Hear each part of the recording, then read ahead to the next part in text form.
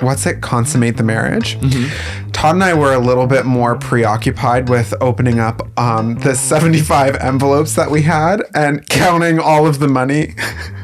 People always say, like, it was the best day of my life. Truthfully, it's not even in the top 100. Crazy Tyler isn't everyday Tyler. Crazy Todd isn't everyday. Well, he's a little bit more regular than Tyler. There's so much complexity to every relationship. And I think if you are married, it's okay to say, you know what, if I had my time back, maybe I wouldn't do that again.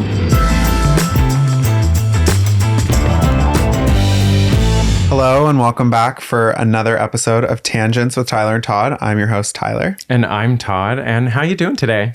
Really good. It is such a cozy night here. It is finally starting to feel like winter. We are curled up on the couch with blankets and pillows. We've got our dog Eddie in between us, and it's so cozy. I find nights in the fall really awesome because the days are like a good temperature for working. You can be outside. You're not sweating, but you're not freezing cold.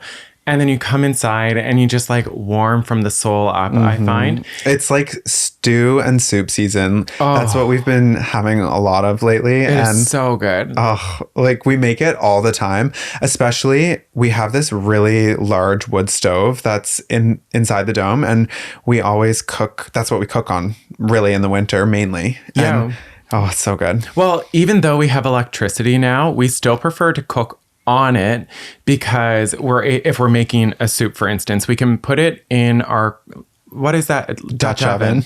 We can put it in the Dutch oven. Can we just talk for a moment about how this sounds like it could be set in like the 1800s? We put our soup on our Dutch oven, put it on our wood fired. But it is so good because we put it on with breakfast. We go about our day doing work, whether we're having an admin day at the table and still in the dome, or if we're over building at the house, working in the yard, wherever we are, we don't have to worry about like lunch and first supper because we tend to have two suppers, let's be honest. But like it just kind of cooks on its own pace as a byproduct of heating our space. Yeah, it's a really good benefit of the space. Yeah, it's pretty awesome. Why waste electricity on it? Yeah. So what are we talking about today? Today, we're going to answer some questions that we get. So we often get asked about how do we get married? When did we get engaged? What's the story? How do we feel about marriage? What's the secret to a relationship? All of that. Honestly, we don't know the secret. Everyone is different and has struggles, but all we can do is share our story and give a little bit of insight into sort of how we've grown together and why our relationship works. Yeah, I mean, we have been together for almost 15 years, and there's this like funny saying, I think, in gay culture about how 1 year is equal to 7 years or whatever they say it is. Have you heard that before? I've heard it about dogs. Are you mixing up the poster at the vet? Maybe I'm mixing up the poster, but people always say that like it's for... I think also too, a couple as young as we are, like we got together when we were 17 and 18, we're 32 and 33 now. It's unusual, I would say. It's not like completely impossible, but you don't see it often. It makes me excited to be in my 90s and have been with you for 80 years. Oh, That's wow. what like I find very interesting. I hope we make it that far. I hope so too. I really do. That'd be so sad. Yeah. It makes me sad to think about that. Like a world where there is a reality where one of us is going to have to live without the other one. But I feel like that's like something we can discuss like another day. Death. That's a good topic. That is a good topic. But let's keep it light. Let's keep it light. Let's keep it fluffy. So how did you propose to me? Oh, well, it's a really kind of cute story, I think. It's probably not the proposal that I think most people would want. Like, I have this expectation. But it's the one that I wanted. Yeah, it's the one that you wanted. So Todd and I are not people that are like do really big and elaborate things for each other. Like, that's not how we show love. Perfect example is I remember a Christmas we said no gifts except for practical gifts. And we literally, so we did each other's stockings because that's all we did. We didn't typically do gifts for each other because if we still don't really give each other gifts. If I need a vacuum in June, I'm not waiting until December for a vacuum from you. Do you know what I mean? Like, I'm going to get a vacuum now. So that's why well, same as like our wedding gifts, because we were moving, we asked for cash because we had lived together. We had all the stuff we needed and we were moving across the country. And also, if you're going to give someone a wedding gift, give them cash. Like, they need it. Yeah, exactly. But we made the decision to use the money for memories, not items. So we didn't want to use the money from our wedding for a couch or a table or something that we were going to at some point either want to get rid of or its useful life was going to end. But as long as our brains are pumping blood through them, we're going to remember the memories that we have with that money, like having lunch at the tea house at Lake Louise. Oh, yeah. Like, that was really cool. Wow, that like really took me back. I forgot about that. Right. So I'm on a tangent off a tangent. Okay, we're going back. So let's retrace our steps. How did you get there? I was telling the story about the Christmas that we were being really practical. Okay. And our stockings were identical to each other. We got each other socks, the same toothpaste, the same deodorant. Like, it was literally as if we had written each other a grocery list for the same things and we went and got them. But it was so practical and it was really actually funny and something that I will always remember that Christmas. Just to be clear, is that a tangent that is the original tangent? So now you can go back to the engagement about being practical and how we don't do big things. Now that we have all that context, is everyone clear? So we were just having like a really cozy day in bed, and previously I had went and got the ring that Todd picked out for himself, that he said, when you propose to me, you need to get this ring. He was very specific. Well, okay. When we started dating, I asked you out. You said no. I asked you out a second time. You said yes. Good, because there wasn't going to be a third. But I kid. But I was maybe subconsciously a little bit nervous that if I asked you to marry me, it would be a no again. And I know I would never be able to ask you a second time. Something like that. But it was hold on. So you knew, like, it was always going to be me that was going to ask you? I couldn't do it again. I was too scared you would say no. Had I, like... What do you mean again? Like, how I had asked you out and you said no. It took a lot of like pride and courage and stuff to like ask you the second time to go out with me. So I was scared that if I asked you to marry me, that was going to happen again. And I knew for such a big thing, I wouldn't be able to muster it up a second time. Yeah. Interesting. But it also wasn't a surprise because we had openly talked about like marriage. I do think, I don't know if this is true for everyone, but I would assume that most couples would openly talk about their plans for like the future and if they want to get married to one another. Like, you and I had conversations that we were going to get engaged. It was just like a matter of when we were going to get engaged. I think you have to, because it wasn't just about the wedding and the engagement. It was about... Imagine being so caught off guard. Having no clue and not even being able to think like, do I want to? Do you think that happens to people? So, it definitely You know, does, when you see those videos online, it's like, oh my God, I didn't know. I have two theories on that. It's either fake and they knew it was coming, like they faked it for social media to go on there. Probably. Or the other is they really are surprised, and that scares me for that relationship. I don't want to judge a book by its cover, but like knowing myself, I wouldn't be able, like, that would be a mistake for me to say yes, but I feel like you would feel pressured in that moment to say it. Yeah, that's actually really sad. Yeah. Like, I knew it was coming. It was a matter of time. I took you to the mall. I showed you. Yeah, I knew that you would say yes. Maybe that's actually, now that I'm thinking about it more, I didn't feel the need to do something big and elaborate because I knew you wouldn't want that. But we also had talked about it so much that I was just ready to like share that moment with you because we were talking about the future and I had the ring already, and it just felt and like... we shared it with my mom too, because she called 3 or 4 times while you were trying to propose. Yeah. Classic Susie. But love you, Mom. So yeah, it felt really perfect, and I just couldn't imagine a better fit of a moment. How long did you have the ring before you asked me? Like only a couple days, probably. Really? Yeah. Wow. I would have thought it was longer. No, I'm the type of person that if I have a secret to tell, like I'm bubbling over. I have to. I think you should share where you hit it. Cause I'm more so back then. I find like right now life is so chaotic. I'm not very organized like I used to be, but I used to like be so organized. I would know if I wasn't home, I could tell what cupboard Tyler was into because he had moved like the cereal box or something like that.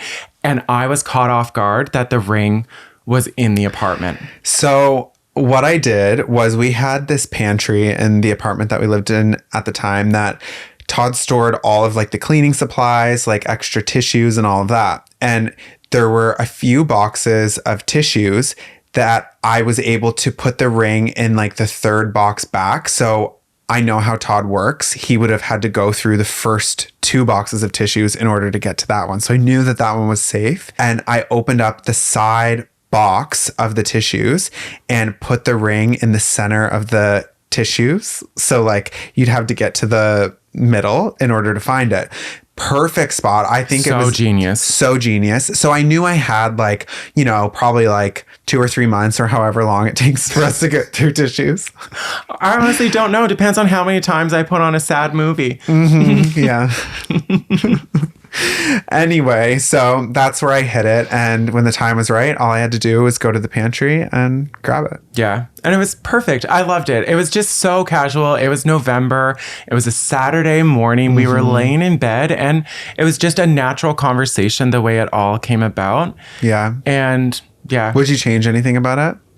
No. I wouldn't even change your mom calling because like it's so funny to me because it was something like you would see in SNL. Like it really, really was, because it wasn't just like a couple times. It was like helicopter mom category 10. But it was just, she was on her way into the city. I know. And I had to drop something down to her at the door when she got there. So that was also the other thing is like, so we got engaged and she was calling to say she was there. So I had to like take the ring off and go back down because we weren't like, we needed to process that. It took us a couple days before we actually told people that we were engaged. We went to your office work party that night and told no one.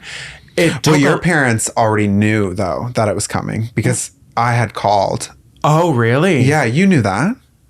You had to have known that. I don't think so. You called. Really? You asked Timmy for my hand. Yeah, and your mom, both of them knew. Wow. You didn't know that? No. Wow. How does that go? Like, what did you go out and like sit down and have like dinner with them? No, it wasn't like that. Like, I'm sure like... Did you trade 2 pig for me? Like, if I was a good Christian Bale.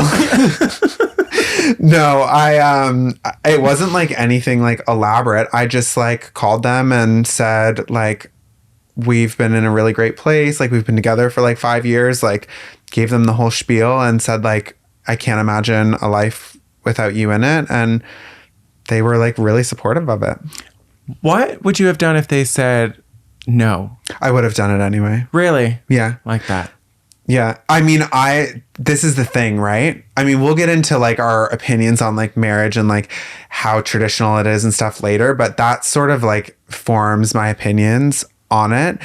I'm very grateful that they were accepting, but I don't think it should be a requirement. I'm sure that's controversial, but I don't think it should be a requirement to ask for someone's hand. If someone wants to be with the other person, that's their business. Whatever you and I do in our relationship, like it's we true. Make that choice. Yeah. I think it's also like you clearly knew they were going to be completely fine with it. Like, Yeah. we had our apartment, but we pretty much lived at their place in the country on the weekends. Like, when we came out here like every Friday. Yeah. When we would finish university, we would like come out here after class, and we wouldn't go back in until Monday when we had to go back to class. Yeah. Every Friday night, remember, we would play cards with your nan and her sisters. Yeah. It was so fun. Chase the ace. Yeah. Yeah. So we got engaged, but we spent a long time engaged, and I'm actually glad we did, because me too. We were able to plan what I would call the perfect wedding for you and I.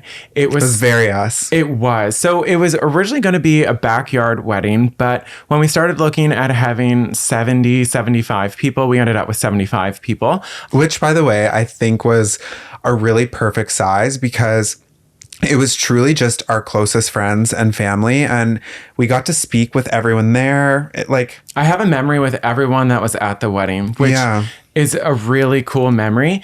It was also like our wedding kind of served two purposes. So because we were moving across the country, like, we got married on Saturday.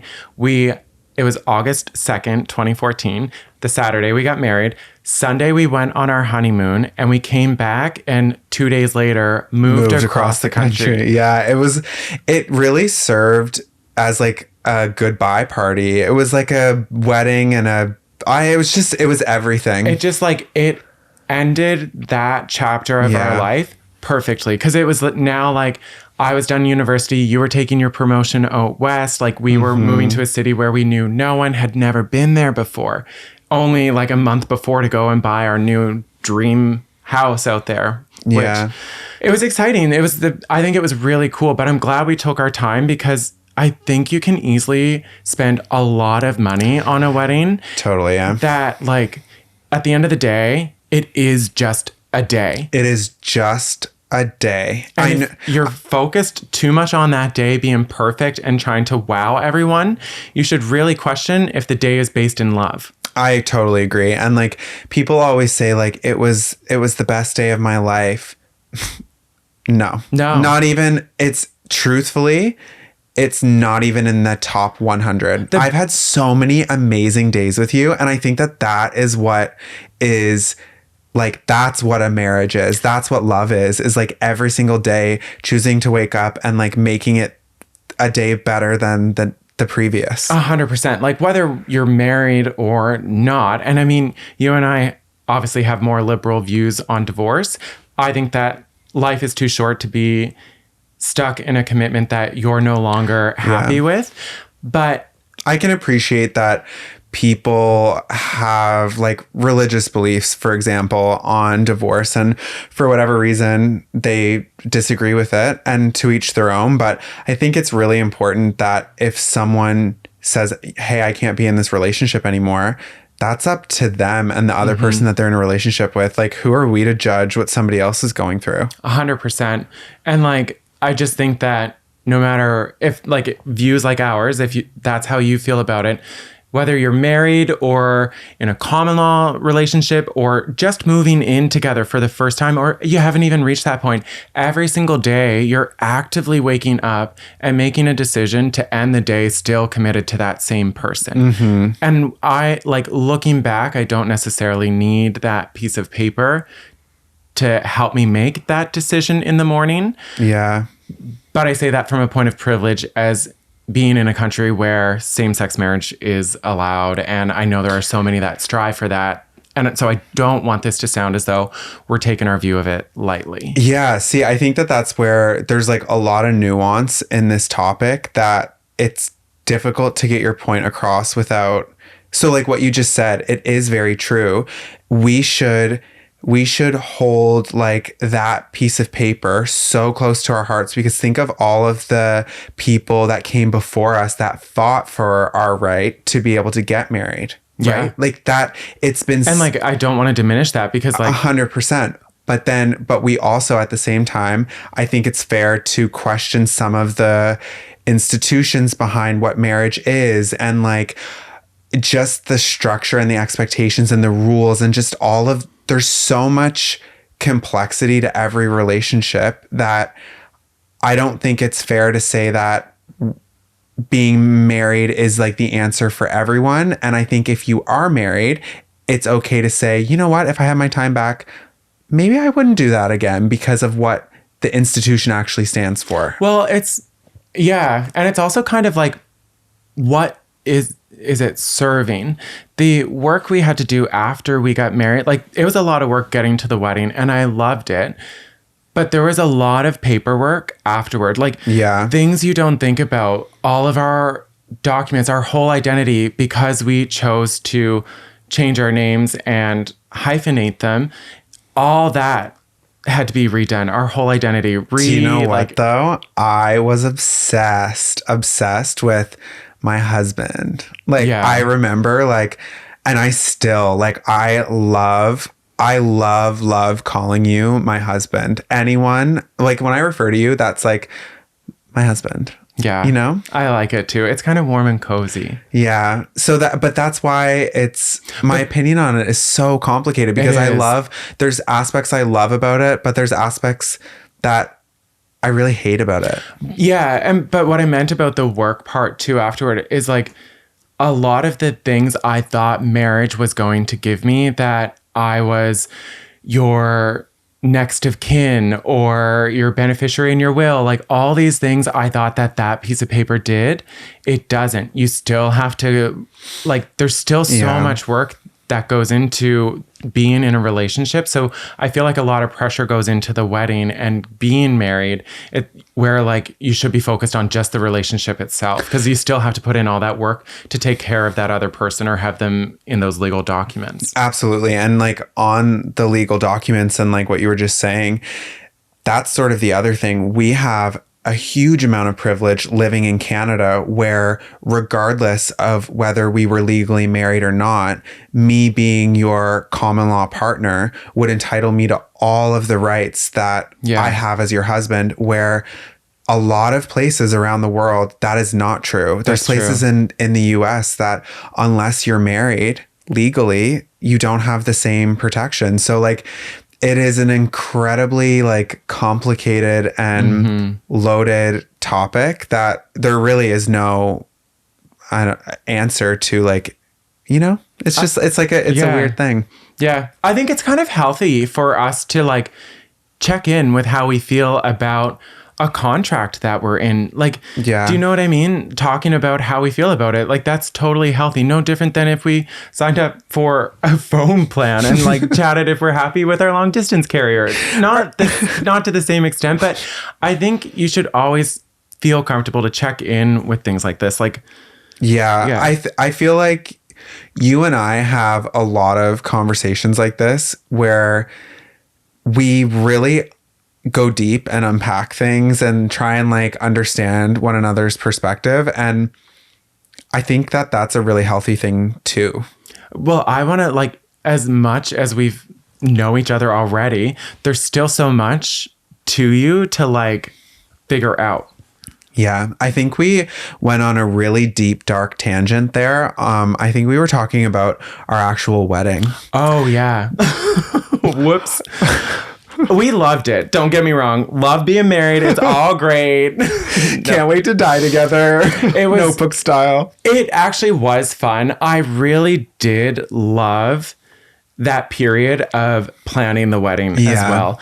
We were really crafty. Like we made so many cool things for our wedding. We told you the story about how we met with like the CD exchange and all of that. Each of the tables in our wedding had one of those CDs with our story of how we met printed on it. And like just little details like that we were able to craft and put into it ourselves saved us an incredible amount of money. We actually, Todd always says this, but we actually made money on our wedding because all the decor and everything, we did it ourselves. We got married in a barn, but so we had an affordable venue. The venue was $500. We were engaged for 21 months because we didn't want to put ourselves financially behind because of this day. Yeah. And so we, like the centerpieces, the candle holders, I got those on clearance at Target at the end of summer, the year before we got married, for like $4. Remember when Target was here for like 5 minutes? It was a hot minute and they were gone. That's so sad. If you don't know, Target came to Canada and then they didn't even give it a chance, and they didn't stock the friggin' shelves either. Oh, I feel like that's a podcast in itself about their mistakes. You missed the boat, Target. But I do like going to Target when we are in the States. There is something about it. So it hits different. It just feels clean. Target.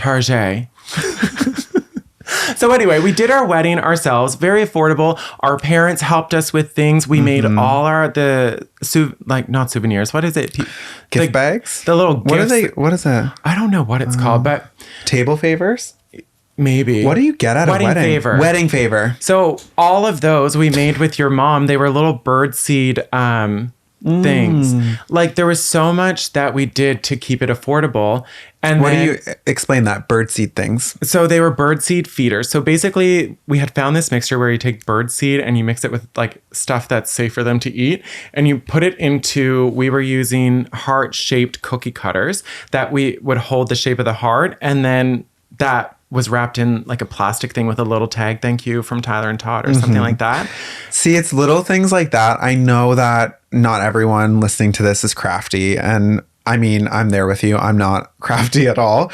But I think there's something more special about a memory like that versus just throwing money at something and spending like X amount on a wedding favor. Like this is something that meant something. Yeah, it was.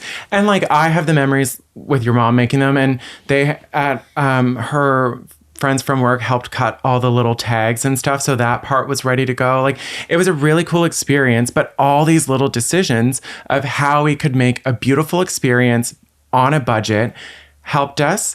But then the other thing was, we were upfront with everyone. We were moving across the country. Yeah. To move stuff was really expensive. So we purged a lot of our life. And rather than giving us a toaster that we just got rid of because we can't afford to ship it across the country. This was also before, I'm almost positive now, it is like the societal expectation to give cash for a wedding gift.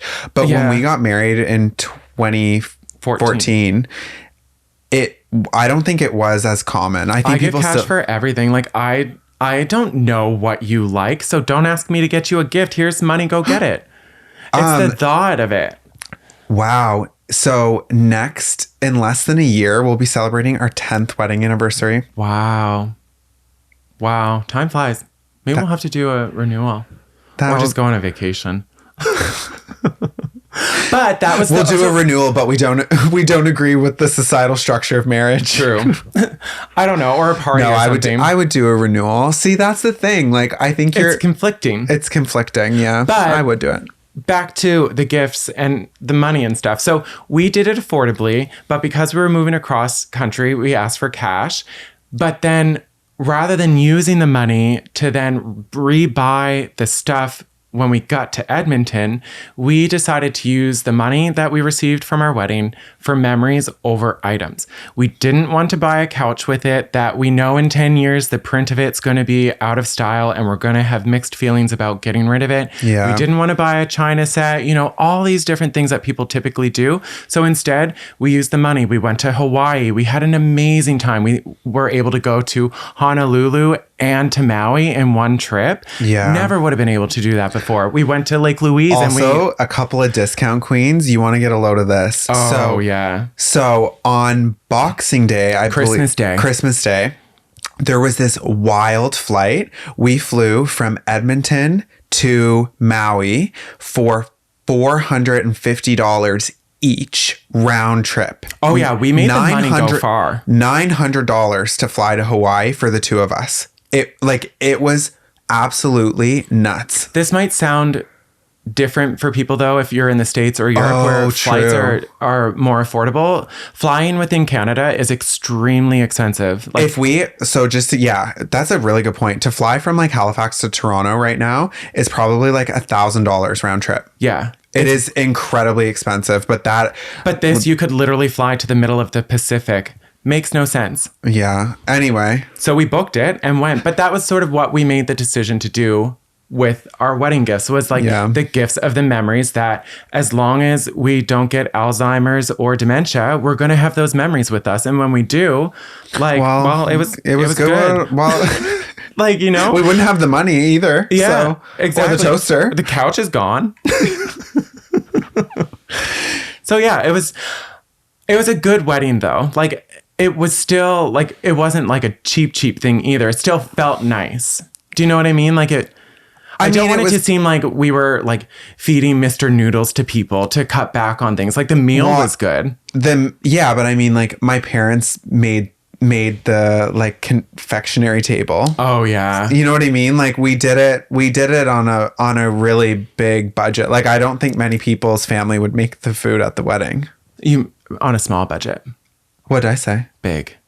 Oh yeah. Like our whole budget for our wedding for 75 guests with food and all, I think was about $6,000. Yeah, it was, which is like now is unheard of. Apparently now weddings, like the average wedding, I think is like $50,000. I am sorry, but no amount of love. I will like not for one day. We're going to the courthouse, love.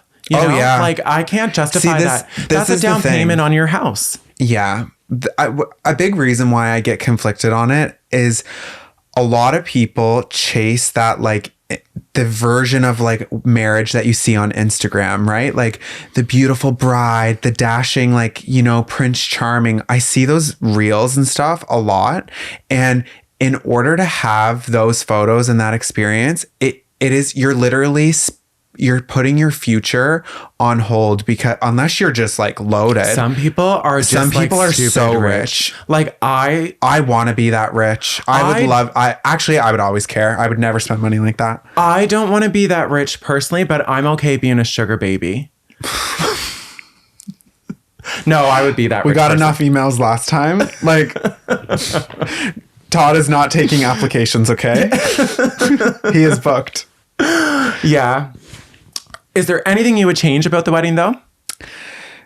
No, I wouldn't change a thing. No. Actually, I would have mentally prepared myself a little bit more for reading my vows.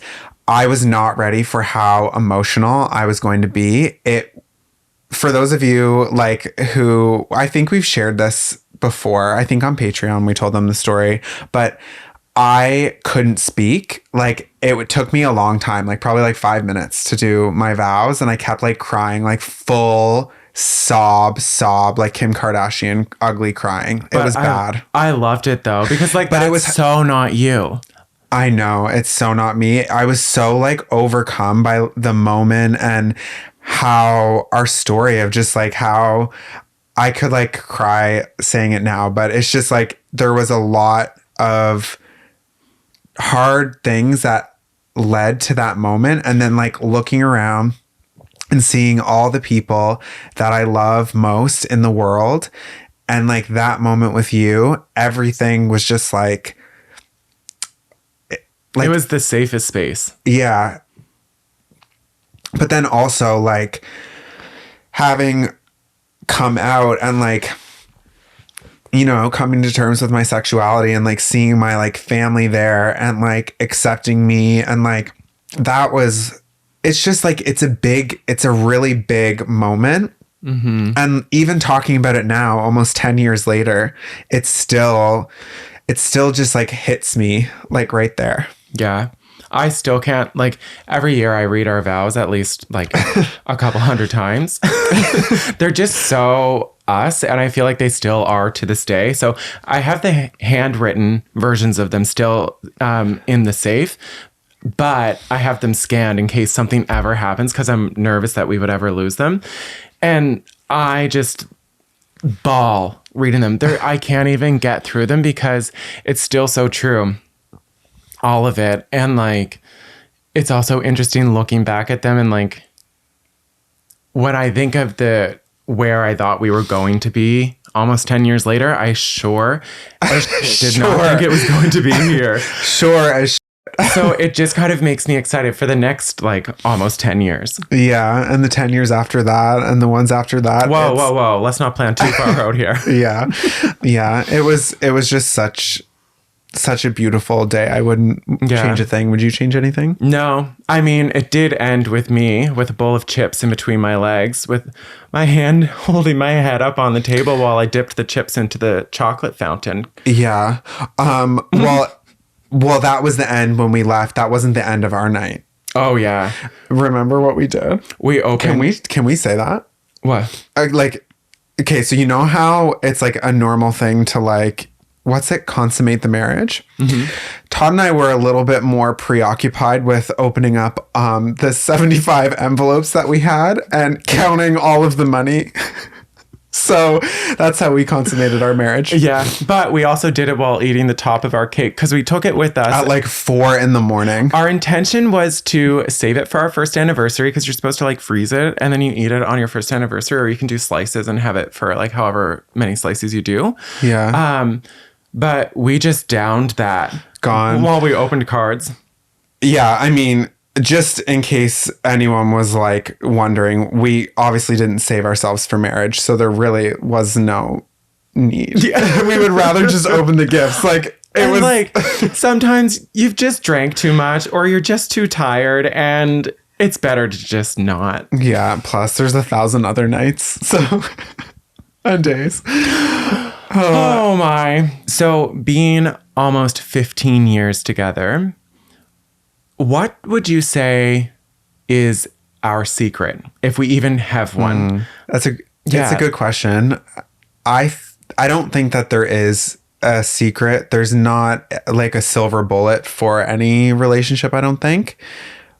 But what would you say? I don't know. For me, I would say communication is huge. And I think that's something that's interesting about you and I is we communicate, sometimes not the most effective, but it is direct. And I find like you and I don't dwell on things. If we're annoyed with each other, we're very upfront with the fact that we're annoyed. Like if you're pissing me off, I'm going to call you out on that. We're pretty direct, I guess, with one another. Yeah. And some people might find that off-putting, and that's not an approach for everyone.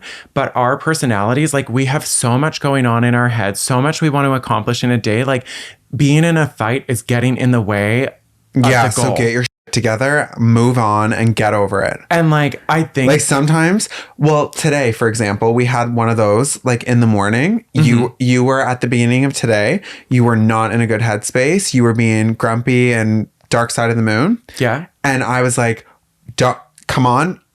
Let's be positive. Let's see the bright side. Let's get it together. And you got it together. Yeah. I did tell you to leave me alone for a little bit because I was finding you annoying, and I went and I was by myself for a little bit. But you actually listened and I communicated what I needed.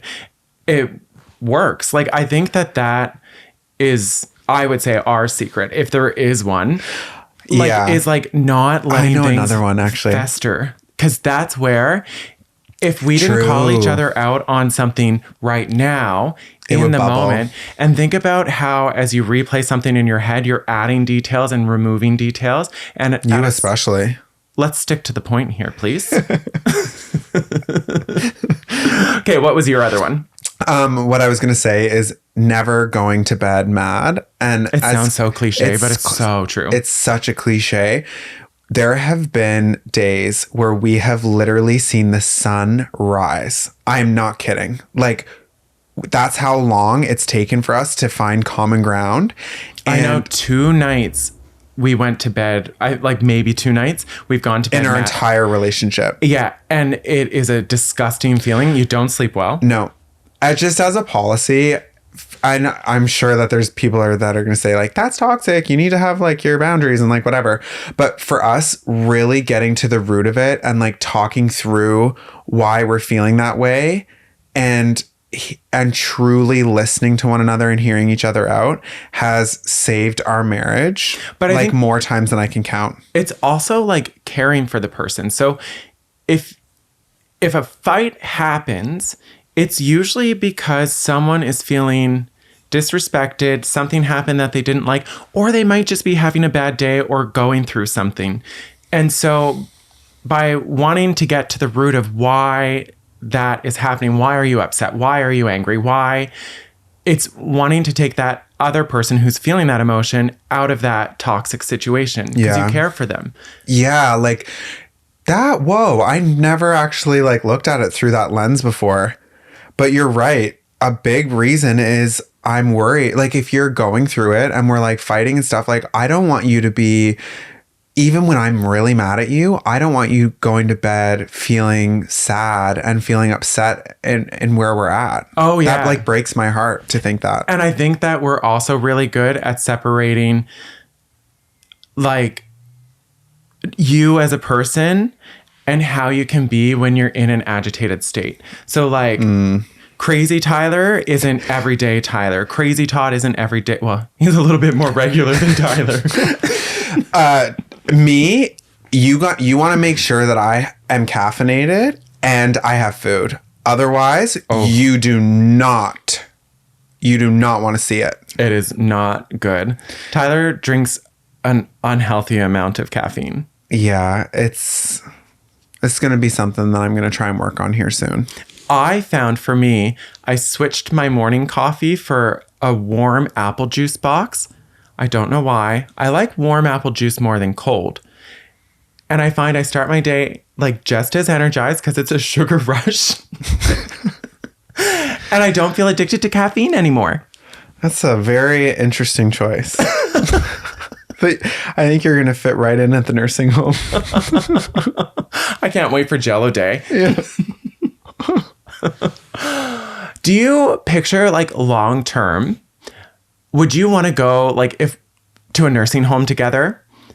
How do you see that going? Like, say we can't stay here. Eventually a time is going to come that one or both can't be here.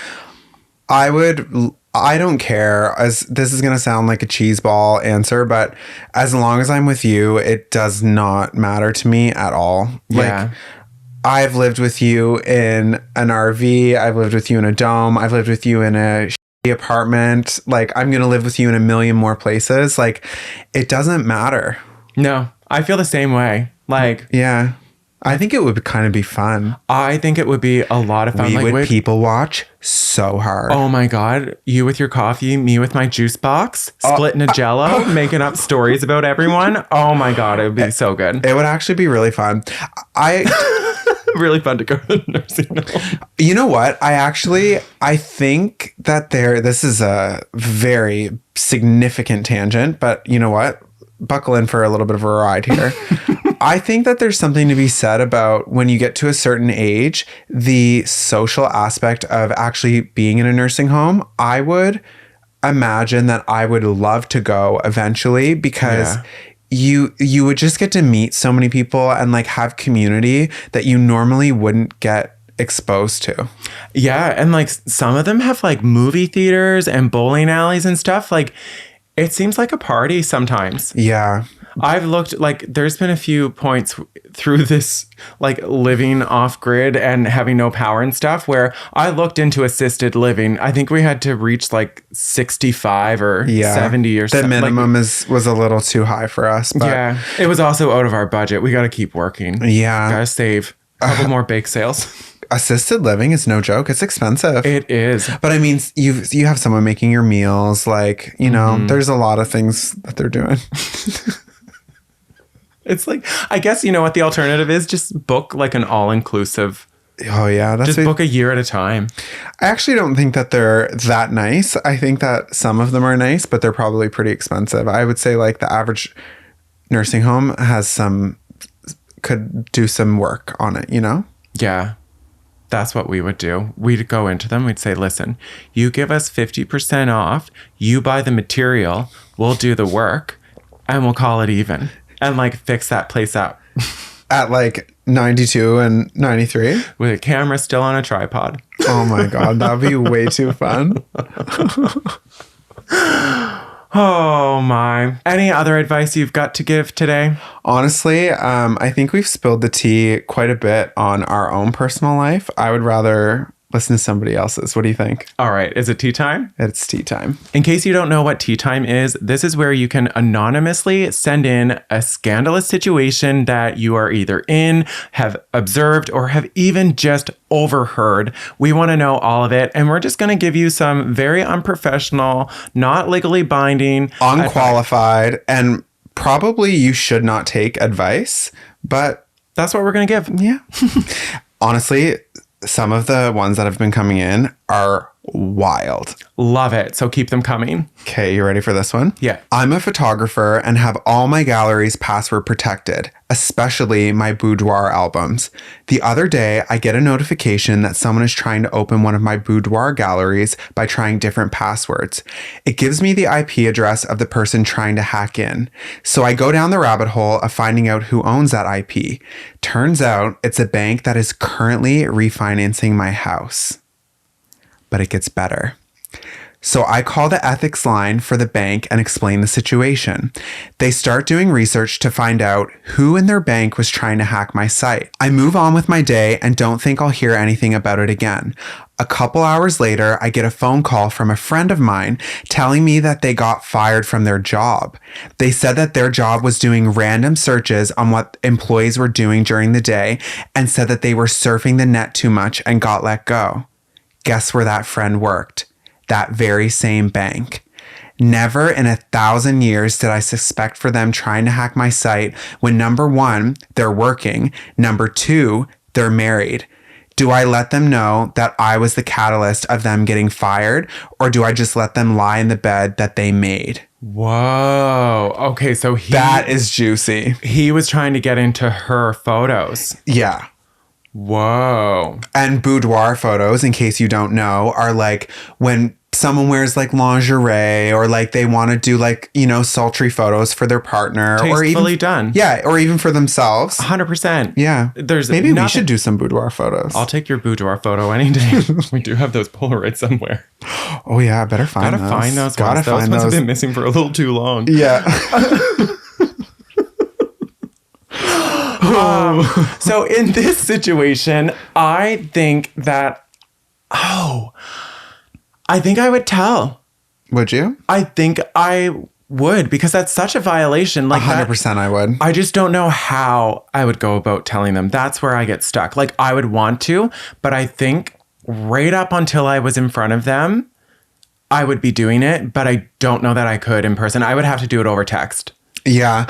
I just think like, you know what? That person really, like they got what they deserved. They should have. Do you know what you could do? Take like the least scandalous one, like whichever one you feel is your most like private and reserved photo. I would send that to them and say, here you go. That way they don't get the juicy juice, but they get a little bit of the peeling. And then they also know. And you never have to say anything to them. Oh my God. And you could write on the back of it, too bad you can't afford the rest of the photos because you don't have a job. You poor I wouldn't do that. I would have just sent the digital copy so I don't actually have to see them. Plus, printing a photo is really expensive. If that person wants to have that printed, like that's on their dime. He's already violated her privacy. That's true. People are gross. Like, yeah. Not sure if that advice was helpful or not. You really are in quite a situation there. But you got a couple of options, which is nice. It's kind of like being in a roundabout. Which option are you going to take? Good luck. Hope it all works out. And if you want to give us your situation, head over to tylerandtodd.com/podcast and you can leave us your situation, your spill the tea anonymously with us, and we'll let you know how we would handle your situation. For now, thank you so much for joining us for another episode. And also another huge thanks to all of you who are leaving 5-star reviews on Apple, Spotify, and leaving comments down in the YouTube section. It really helps us find a new audience and helps the algorithm. So we appreciate you. We love you all, and we will see you next Wednesday. Have a great week. Bye.